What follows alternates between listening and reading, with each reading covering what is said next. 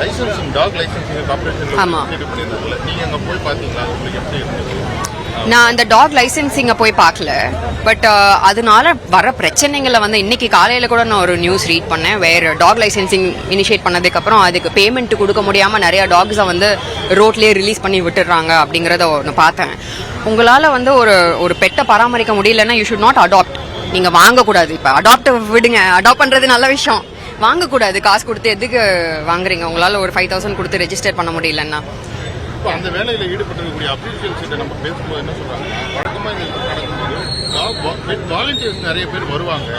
But இந்த தடவை இந்த லைசன்சிங் ப்ரோக்ராம் நம்ம ரன் பண்ணிட்டு இருக்கோம், இவ்வளோ பெரிய அளவில் பண்ணுறோம், பட் டாக் வாலண்டியர்ஸே வரல அப்படிங்கிறாங்க. நம்ம ஒரு டாக் மேலே நம்மளுக்கு ஒரு பெட்ஸ் மேலே இருக்கக்கூடிய லவ் இதெல்லாம் வந்து இந்த மாதிரியான ஒரு கவர்மெண்ட் இனிஷியேட்டிவ் எடுக்கும்போது நமக்கு இல்லாமல் போயிடுது.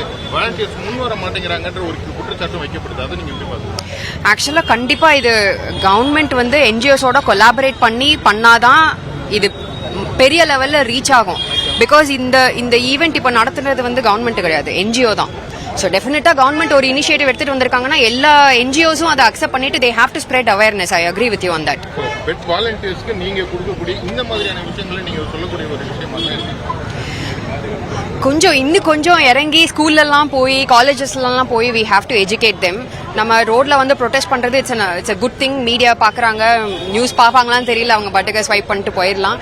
பட் இன்னுமே நம்ம டீப்பான ரூட் லெவல்ல இறங்கி குழந்தைங்கள்ல இருந்து, ஸ்கூல்ல இருந்து, காலேஜ்ல இருந்து we have to teach them all these things.